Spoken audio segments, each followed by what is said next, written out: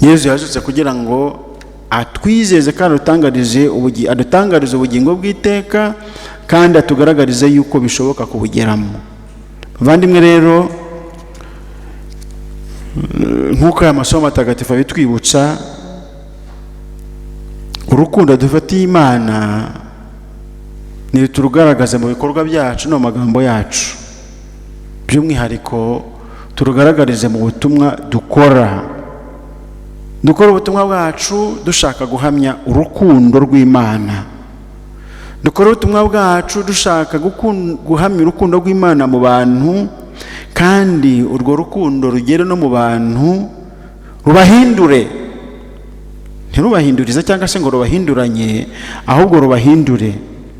Bityo rero mu butumwa dukora, kunda Nyagasani Imana yawe n'umutima wawe wose n'amagara yawe yose n'ubwenge bwawe bwose, kandi ukunde mugenzi wawe nk'uko wikunda. Bityo uzagira ubuzima kandi ubugire busagambye. Imana ikwiteho kandi nawe wite ku byayo.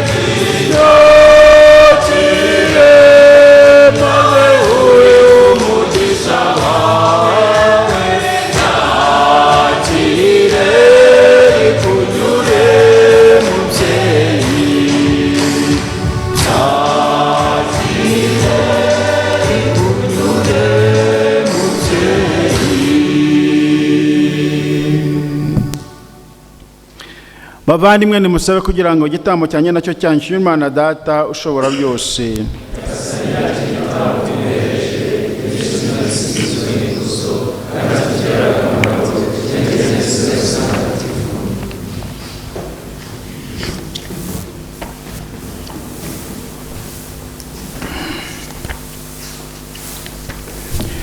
Nyagasani turakwinginze akirana ubwuzu amaturo tuguhereje dukurikije inyigisho Papa Pio yaduhaye, uduhe guturana icyubahiro Ukarisitiya ntagatifu no kuyisangira turangwa no kwemera gushyitse ku bwa Kristo umwami wacu.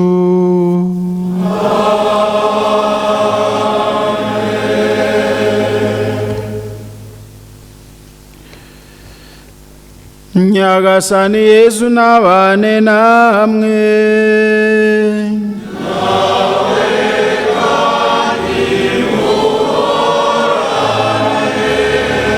Imitima yanyu nihugukire iby'ijuru.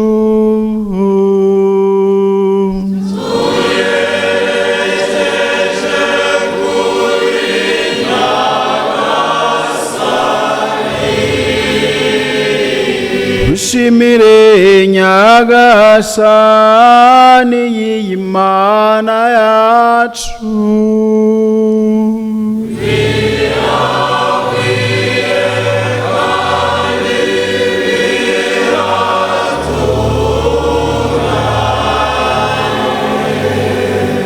Ni koko birakwiye kandi biratunganye, ni ngombwa kandi birimo agakiza ko tugushimira iteka n'ahantu hose.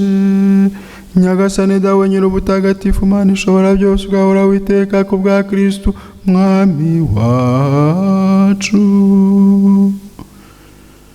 Kuri uyu munsi wa none wahaye Kiliziya kwizihiza umunsi mukuru wa Mutagatifu Papa Pio wa 10.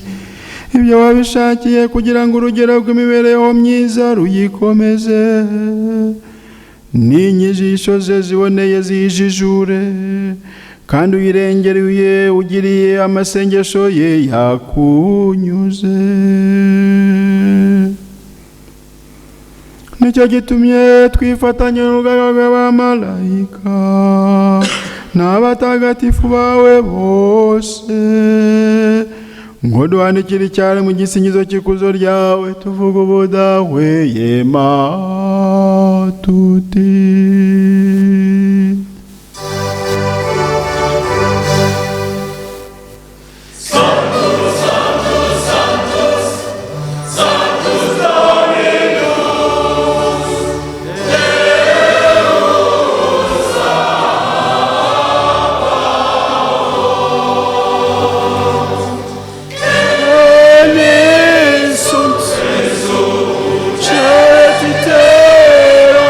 Eternal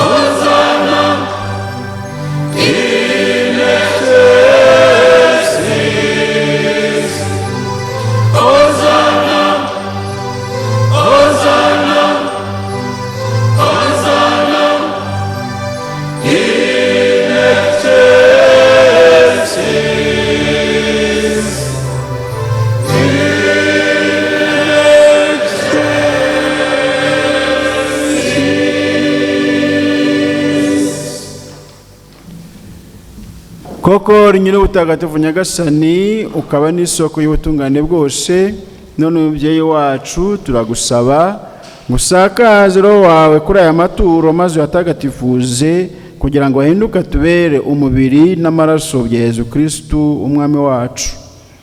Geragiye kugabizwa ububabare n'urupfu ku bushake bwe, yafashe umugati arashimira arawumanyura nuko ahoreza abigishwa be avuga ati nimwakire maze mujyeho mwese, iki ngiki koko ni umubiri wanjye ugiye kubatangirwa.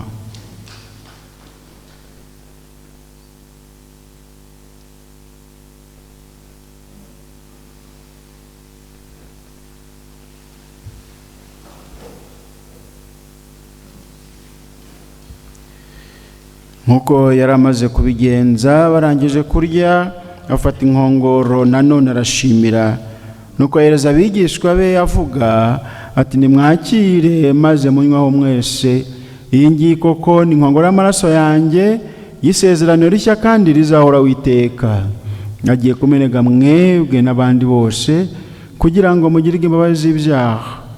Bimujye mubikora bibe urwibutso rwanjye.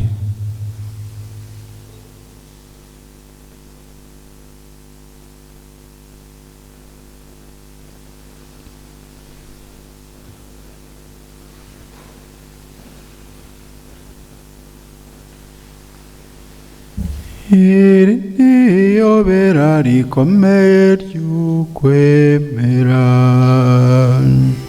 igihe cyose turya uyu mugati tukanywa kandi kuri iyi nkongoro, iyo twamamaza urupfu rwawe nyagasani kugeza igihe uzazanywe ikuzo.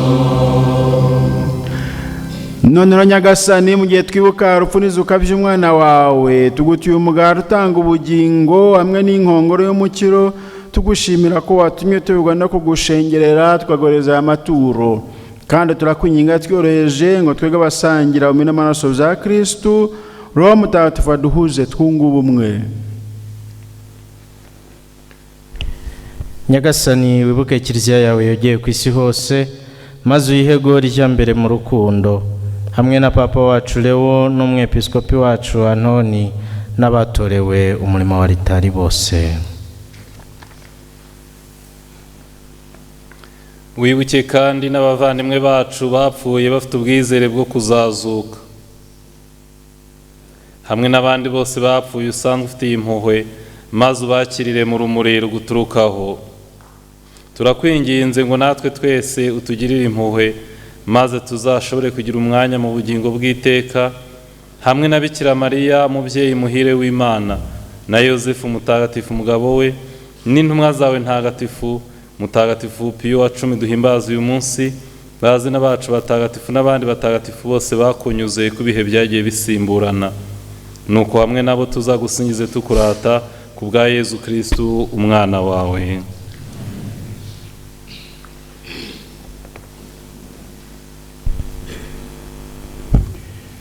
Dawe Mana ishobora byose, icyubahiro cyose n'ikuzo ryose ubikikizwa na Kristu, ukabihabwa hamwe nawe, ukabiherwa muri we, mu bumwe bwa Roho Mutagatifu, uko ibihe bihora bisimburana iteka.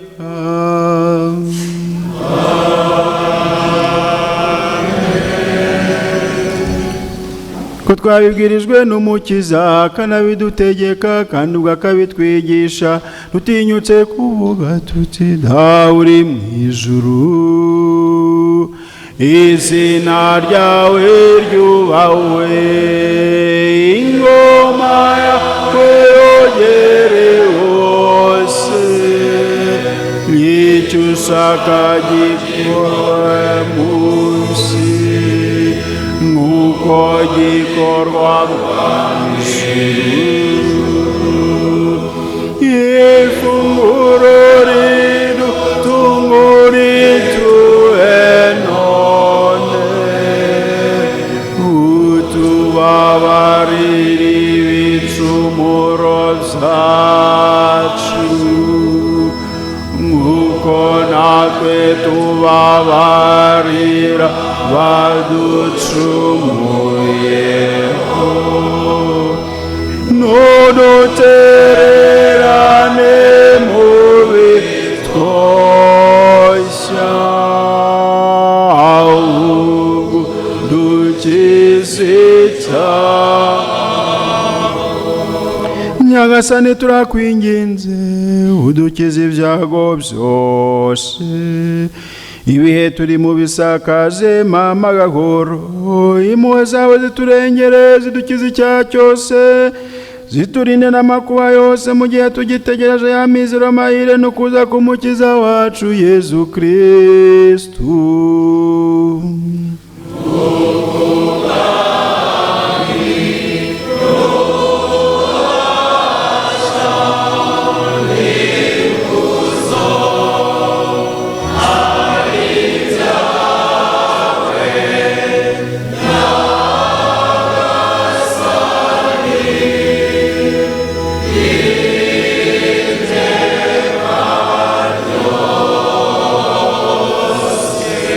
Nyagasani Yezu Kristo wabwiye intumwa zawe uti mbasigiye amahoro, mbaye amahoro yanje, niyite ku byaha byacu ahubwo wite ku kwemera kwa kiliziya yawe, maze ku bushake bwawe uyihe amahoro kandi uyibumbire mu bumwe, wowe ubaho ugategeka iteka ryose.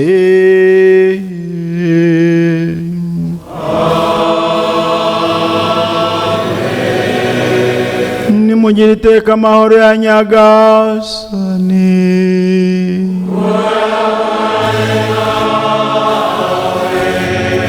Nimwifurizanye amahoro.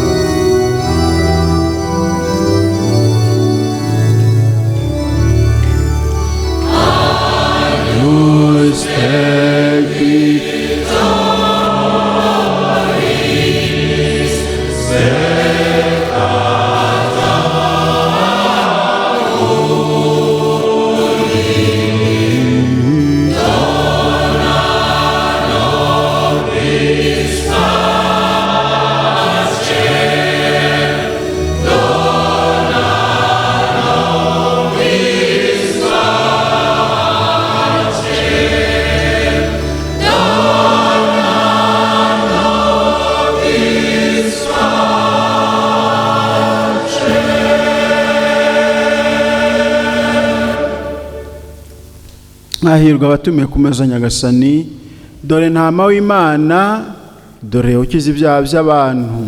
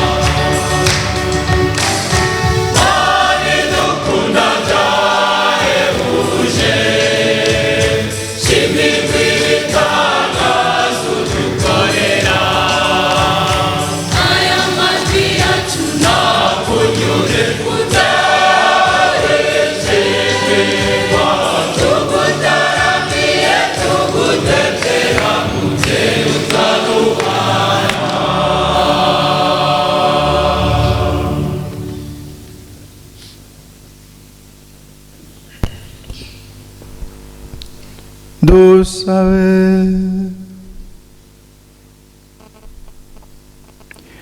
Nyagasani Mana yacu, twebwe abizihiza umunsi mukuru wo kwibuka Papa Pio Mutagatifu, turagusaba ngo ukoreshe ububasha bw'ifunguro ryo mu ijuru, maze tugire indatezuka ku mahame y'ukwemera n'interahamwe mu rukundo rwawe, ku bwa Kristo umwami wacu.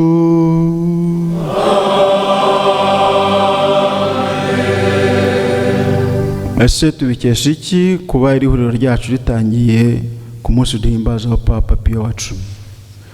Uyu mupapa ni umwe mu bapapa bagize uruhare rukomeye cyane kandi mu ba mbere mu buyobozi bwa Kiliziya mu gukurikirana ivugurura rya liturujia ntagatifu ryaje gusozwa na Konsili ya Vatikani ya kabiri 1965. uyu mu 1903 yanditse inyandiko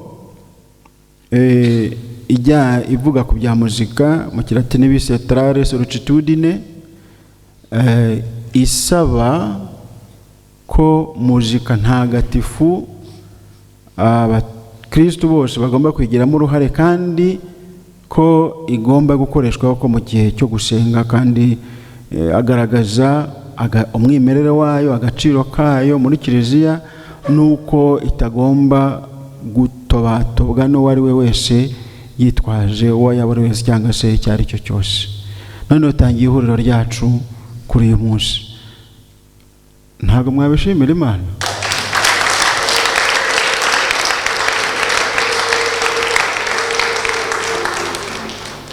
None se tubikesha icyo kugira ngo uyu munsi tube tuwutangiye hari umuntu witangiye igikorwa cyo guhitisha iri huriro mu myuka yo mu kirere? Ntabwo mvuga imyuka mibi, mu kirere. Promedia Promedia niko witwa, abinyujije kuri YouTube channel ye, ubu byatambutse, abadukurikiranye babibonye kandi bazakomeza no kubireba. Mureke tumushimire.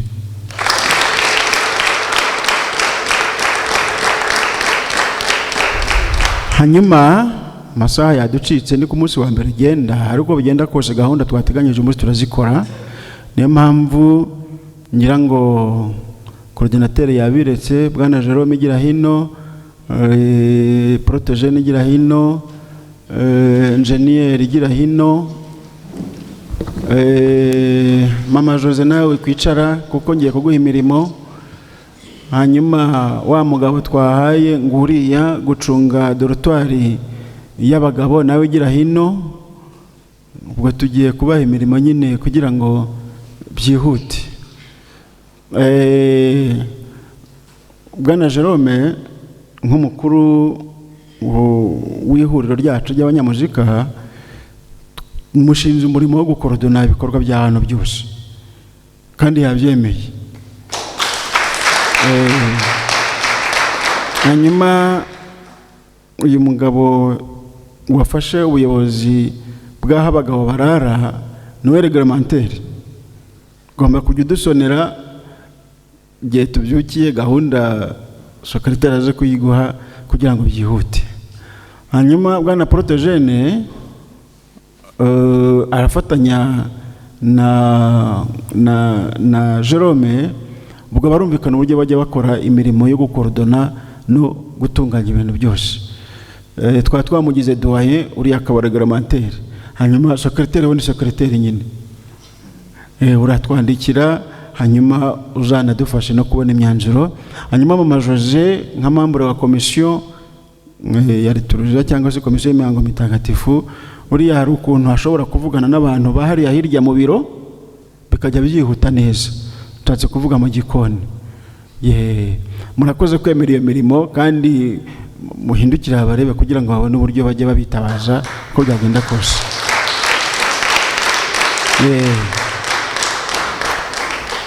Turi kumwe na Padiri Albert Uwayezu, ni umwe mu bagize komisiyo y'imihango mitagatifu, itangwa ry'amasakaramentu n'imyitozo nyobokamana muri Arkidiocese ya Kigali. Akaba ahagarariye komisiyo muri zone pastorale ya Rwankuba. Turi kumwe na Padiri Valence Bizimana, umupadiri aba hano nk'umurezi, ashinzwe amasomo mu seminari. Hanyuma yemeye no kudufasha mu kiganiro kijya kuza buri mu kanya, ari buze kutuganiriza.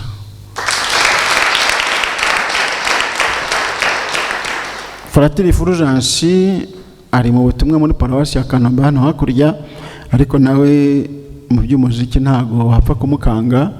Yaje rero nk'umufaratiri ariko kandi nk'umunyamuzika kugira ngo dufatanye muri iri huriro, nuko urakaza neza. Ngewe rero Nkunibona Theophile ukorera ubutumwa hano muri seminari nk'umuyobozi wa roho z'abaseminari n'abandi batuye hano bose. Ako